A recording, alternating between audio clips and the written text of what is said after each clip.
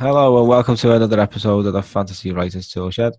You're here today with Richie. JM's not here, unfortunately. He's busy in South Korea. But I'm not alone. I'm joined by one of my best friends, Ant Campbell. Hello, everyone. Welcome to the Writers Toolshed, Ant. Cheers, Rich. Probably throughout this podcast, I'm going to call Ant Campbell quite a lot because that's just what we do. We call each other by our surnames. Don't know why. That's it. If you can connect the dots, like. Yeah. And we won't be talking about much fantasy today either, because Ant is a comedian, one of the funniest people I know. And we've recently, the pair of us, just sent off a script for a sitcom. So we're going to be talking about that. It's actually one of the first things we ever wrote, wasn't it, together? Yeah, it's going back a fair bit now, isn't it? I think it was 2013 when we started it, and then 2014 when we finished it for the first time anyway. We revised it, didn't we, when we went back to it this year? It was interesting going back to it, though. Like, I've forgotten about so many of the jokes and stuff that we'd put in there. Yeah, it was like a bit of a time capsule, wasn't it? Yeah, some of them were very dated. Yeah. Yeah, some of them were extremely dated, like, but yeah, done a good job with it in the end, I felt anyway.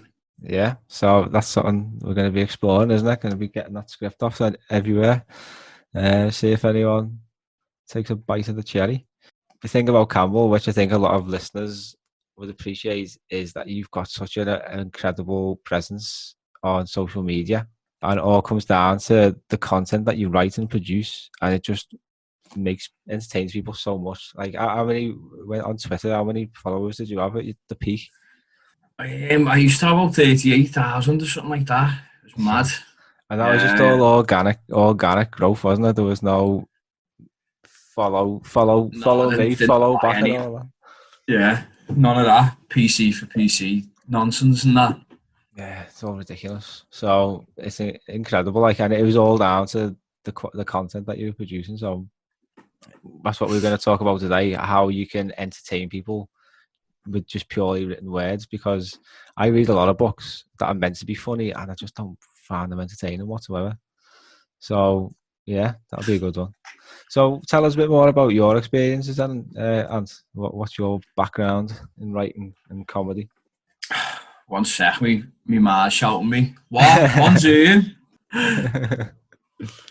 Proper went out the window, that professionalism there, didn't it? Like 4 minutes in. I started, to answer your question, it's something I always done when I was like a kid, if I'm honest.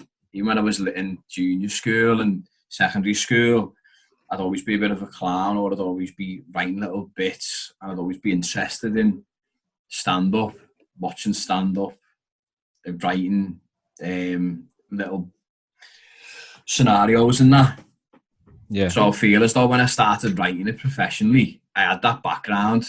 I think that's what helped me. You get people who sort of they'll have like a bit of an idea of wanting to go into it, but they wouldn't have like grew up with the idea in their head. So I think maybe I was a bit more experienced in my head at writing the stuff. Yeah. But yeah, I mean, that's my theory anyway. I don't know. It's probably a load of shite really, but... But I suppose when you look at stand-up, you don't really appreciate how much writing goes into like a performance like that. Like, I've seen you do it, like spend hours and hours slaving away over your set, and then you've got to go out and practice it, and the only way you can test it is in front of crowds, and the amount of times that like comedians die on their ass. It's brutal. Yeah, it can be. It can be a very cutthroat business, like. Yeah. But it's the same with anything. What I think is you get what you put in, really. So if you're writing a lot and you're practicing a lot and you're working on things and you're gigging often, then it's not really as daunting as it may seem to people who don't do it. Like, because what people will see is they'll go to the show and they'll see the finished article of it and they think, oh, I can't believe that he's done this or that, or that was really funny, when in reality there's probably about 20 or 30 gigs before it where they haven't really went that well, whilst I was trying to word out the jokes. Yeah. And then I've been trying to practice it and come up with little connections in my head, so I'm not standing there with a notepad. And then once you get to that point where everyone else is coming to see you, you've done most of the hard part, really. And in my opinion, that's like the payoff at the end. Yeah. Once you're so assured with what you're writing and what you're saying, then the rest of it sort of falls into place. Definitely. I think with your kind of comedy, what I like about it is very story driven. There's like a lot of visual images, which from like a writing perspective is brilliant, because they're the kind of things that you need to do to form images in people's minds. So like, what sort of a process do you go through when you're writing jokes and stories and things like that? I wouldn't say there is much of a process, if I'm honest. It usually will come to me later on in the night. So, like, say, as I'm winding down for the night, or if I'm about to go to sleep, I might get like a little idea. Like, I used to do a bit about Tinder, and that turned into a big sort of 4 or 5 minute long bit. Yeah. But that all stemmed from one observation. And then I'd come back to it, and then I'd add to it, and then I'd do a gig with it. And then slowly but surely it sort of snowballs. Yeah. So if that's like, I wouldn't even really say that's a process, because that tended to be how it would work. I think usually if I tried to be too methodical with it, they tended to be the things that didn't work. Yeah. It was quite similar when we were doing this, writing the sitcom the first time around. Because it would just be like, we'd be sitting there, wouldn't we, and we'd just be throwing ideas out. That's it, yeah. I think with the sitcom it works slightly differently, because there's a structure there, and you've got characters who act in a certain way. So you can apply certain lines to them, or you can maybe put yourself in their shoes, think about how they would react to something. Yeah. But a lot of the best stuff I find is stuff that's off the cuff, what happens in the moment, and then you take it away and you look at it from a different perspective, maybe a few days later, and then it'll sort of click into place. I mean, some of the funniest things I've seen in your standoff is when you've had hecklers and you just absolutely kill them off. Yeah, I mean, that's like that's like a in the moment type of thing, when you're sort of experiencing like something like that with a lot of other people. I think you can channel in on the psyche, because one thing I think with hecklers, and you get people they'll shout out and then you'll put them down and everyone will burst out laughing and you get a round of applause. In theory, these people want you to put that person down, because for 90% of the people there, they're ruining the show. So they're just happy for you to acknowledge it and bury them and then move on from that. And I think maybe that's what I think when I approach it, to make me feel a bit more fearless when I do it. Yeah, definitely. That's one thing you've got to do. There must be like so much doubt and stuff swirling around your mind when you're getting ready for a gig. It's like you say, you've got to be like, have the courage to get up and do it in front of like, you've done it. How many people the biggest crowd that you've done to? Biggest crowd, probably about 400, maybe. Yeah, it's massive. It is quite big, I think, but they can be the easiest gigs as well, because if it's a good room and people are enjoying it, it only takes pockets of people to be enjoying it for other people to laugh around them. Yeah. Whereas if you do a gig to like 6 or 7 people, which I have done, they can be a lot more difficult, because even if people do find it funny, they're scared to laugh on their own. You know what I mean? They don't got that comfort of the crowd around them. So in my own show, when people actually came to come and see me, that was about 170, I think, and that was 2 separate shows. Nice. So it's a big part of it is knowing your audience then, really, isn't it? Yeah, I'd say so, definitely. And that comes with experience as well. That's something like you learn the hard way usually, when you're sort of in some like town that maybe like pro-Brexit or something, and you start on some anti-Brexit rant. Or you just politicise anything. If you're in the wrong place, people are immediately not going to like it, no matter where they sit on the spectrum, really. So a bad night, and you do get them. You never know how it's going to go, really, because that same set I've done in Halifax has went dead well in other places, and then it just didn't work that night. So it's a really, really strange beast. Fickle. So have you got any tips then for like writing jokes or writing stories? I mean, one thing I like about you is like you've got quite a unique range of like, metaphors and similes, which are used quite a lot in comedy and stand-up, I think. So what have you got any like formulas or methods that you employ when you're writing? I mean, the metaphor thing is something that Frankie Boyle does it very well. Does it a lot better than I do anyway. But he sort of influenced that style of comedy, and I think, especially on Twitter, where you're limited to what you can say, it's about having the punchiness in either at the end of the joke or having that twist in the middle where you compare it to something. Because no one wants to read it like an essay, and you get that on Facebook, you know what I mean? People just waffling onto themselves, and no one's bothered, no one's listening to what they're saying. Yeah. Because it's too long. People want to you want things that, if it can be, to the point. Yeah. So I think if you apply that to writing a joke, and you can twist things with a good amount of imagery, it usually will work. There's bits like the method I would usually have is I'd find something, I can't really think of an example to be honest, but I might be watching the telly or the news, or a topical thing will come up, and I'll make a note of it somewhere. I'll note it down on my phone. Yeah. And then it could be like a few hours or a few weeks later, the first part of the joke might come on the telly or something, and then I'll think to myself, I can attach those two things when I go back and write it. But a lot of the time, if I'm totally honest, I don't really know where it comes from. Yeah. Just seem to channel it from somewhere, and I'll think of it, and then once I think of it, I'll know whether it's good or not, whether it's going to work. Nice. It's the talent coming through there. Maybe the anger more so than talent, like.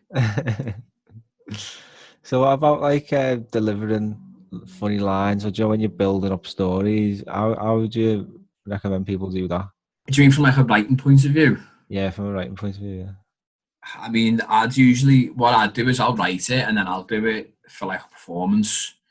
So putting certain emphasis on like parts of the story, or sometimes I'd use like longer pauses. Yeah. To try and drive things home. One thing that works in comedy as well is lists. When you start listing things. Yeah. I know that sounds really vague, but you know, if like I'm going on a bit of a rant about something, and then you start reeling things off quickly, sort of to the point as a list, that can keep people entertained, because it sort of draws back to what I said about it's being to the point, keeps people like on the point of what they're listening to or what they're reading. Yeah. I've heard that about lists as well, that people do enjoy lists. I don't know why. Yeah, it's probably just like it cuts through the sort of the beef of the story or whatever. If there's like unnecessary amounts of words in there, people will sort of subconsciously tune off, I think. Yeah. It's funny how we've changed when we're faced with like reading something, and we just think, I'm not reading that. It's more than 5 lines long. Yeah, and at the same time, like I've written jokes, and then a few days later I'll come back to them and think, nah, that's shite. Yeah. It's just a process that, and I've had ones where I thought I've been a bit on the fence with them, and they've turned out to be the best stuff. So it's more about how people perceive it, I think. Definitely, yeah. It's just, yeah. I think the delivery is a big part as well. I think that's one of your strengths as well, is how you deliver things, and so that's quite interesting. You know, you design stories and like how you're going to build up to the punchlines and whatnot. But I think when it comes to writing the sitcom, obviously you said everything different, and sitcom was very different because you've got all these different characters, and then you're building like an arc for each one, aren't you? Over, was it 10 episodes in the end? Yeah, I think it was really 10 episodes. Yeah, so yeah, that was quite interesting though. And it's just funny how we decided to do that in the first place, like when we were, what was it, 21, 22? We were a bit older than that. I don't even remember. Yeah, would have been, yeah. But yeah, just give it a go and see what happens. One thing I wanted to ask you about as well before we wrap up, we mentioned at the start about your significant presence on social media. Have you got any tips for anyone out there looking to build a following like that? I mean, what I sort of done was try and approach what you do maybe as fearlessly as you can. If you're thinking about something, if you're on the fence with something, but the end goal for you is like, I want it to be like reaching as many people as possible. Just do it. Just go for it. Because there was a lot of jokes that I had, especially in the early days, which were quite sort of dark, controversial. And people would just pick up on that, you know what I mean? And they just pick up on, like, do you think, oh, that's a bit interesting? And as you were mentioning with the writing, using like metaphors and things like that, if you make something interesting and you work on it and you're fearless with it, I think it pays off. It doesn't happen overnight, but it's one of them, really. Yeah, just keep chipping away at it. Yeah, I'd say so, yeah. And just, yeah, I can't really, because it happened for me over the course of like, 6 or 7 years, and it was something that I never really focused on, if I'm honest. I just wanted to reach as many people as I could. Yeah. And the way I saw it on Twitter is, if people were retweeting the stuff anyway, which they were, people were going to see it whether they were following me or not. And I think that sort of, that can happen. So, and then when it gets to a stage, if you get your name out there more often than not, it'll start popping up on people's feeds and conversations with people. And then it just grows. It sort of snowballs from there. Yeah, you just got to get that first snowball down the hill, haven't you? Yeah, that's it. Turn it into an avalanche. Yeah. What the Merseyside derby be like tonight? Avalanche of goals against Everton. Yeah, I dread to think what it's going to end up. Yeah. But we'll see. We'll see how it goes. Yeah. Well, thanks very much for giving up your time chatting today. No problem, man. Thanks for having me. Enjoyed it. You're very interesting. So thanks again, everyone, for listening. We'll be back in a few weeks' time. We've got a few more interesting things coming up. My book, Pariah's Lament's coming out soon. I've got loads of interesting stuff coming out for that. As always, if you enjoyed, please give us a like, a share, follow, tell us to everyone you know, and we'll keep this thing going and growing it. But yeah, thanks very much for listening today. Thanks very much to Ant as well. Cheers, Rich. Nice one. Yeah, and catch you everyone soon, hopefully. Stay safe, stay well. See you later.